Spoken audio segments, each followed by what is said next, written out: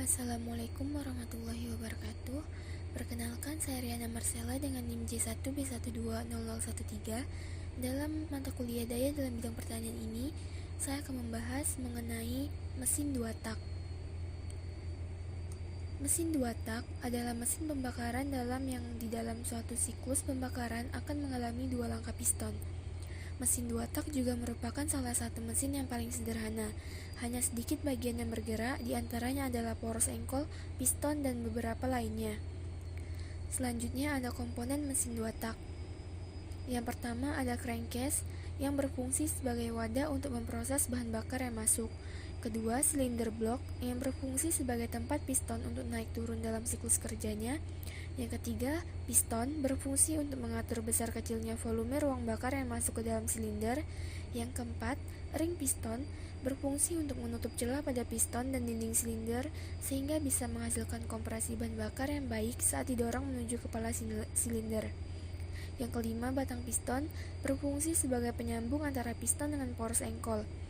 Yang keenam, poros engkol berfungsi sebagai poros putaran yang dihasilkan dari siklus kerja mesin dua tak. Yang ketujuh, ada intake port yang berfungsi sebagai tempat untuk masuknya campuran bahan bakar dari karburator menuju ruang yang berada di bawah piston. Yang kedelapan, ada membran yang berfungsi mengatur masuknya bahan bakar. Yang kesembilan, ada karburator berfungsi untuk mencampurkan bahan bakar dengan udara dan digunakan juga untuk mencampurkan oli samping. Yang ke-10, kepala silinder adalah tempat ditemukannya busi sebagai pemantik api untuk membakar campuran bahan bakar yang dikompresikan dan berfungsi sebagai ruang untuk pembakarannya. Yang ke-11 ada busi atau spark plug yang berfungsi untuk memercikan bunga api yang digunakan untuk membakar campuran bahan bakar. Selanjutnya, mekanisme kerja mesin dua tak. Langkah ke-1 yaitu proses isap dan kompresi. Di sini, piston bergerak dari titik mati atas ke titik mati bawah. Saat bergerak dari titik mati atas ke titik mati bawah, piston akan menekan ruang bilas yang berada di bawahnya. Semakin jauh piston meninggalkan TMA menuju TMB, akan semakin meningkat pula tekanan di ruang bilas. Pada titik tertentu, piston akan melewati lubang pembuangan gas dan lubang pemasukan gas.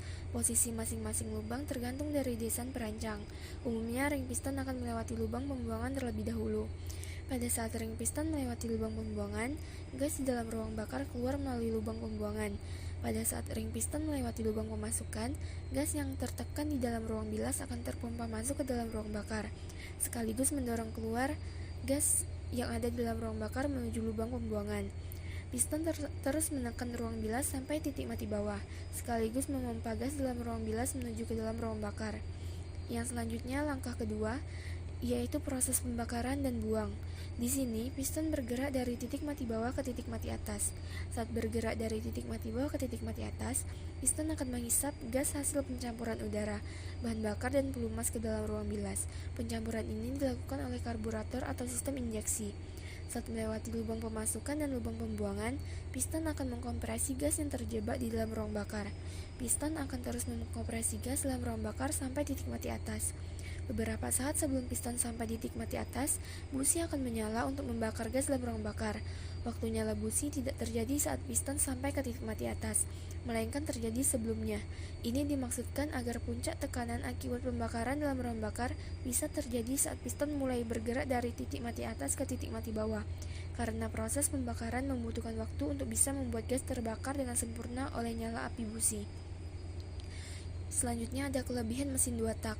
Proses pembakaran ini terjadi pada setiap putaran poros engkol. Akibatnya, putaran poros engkol terasa lebih halus dan putaran pun akan lebih rata.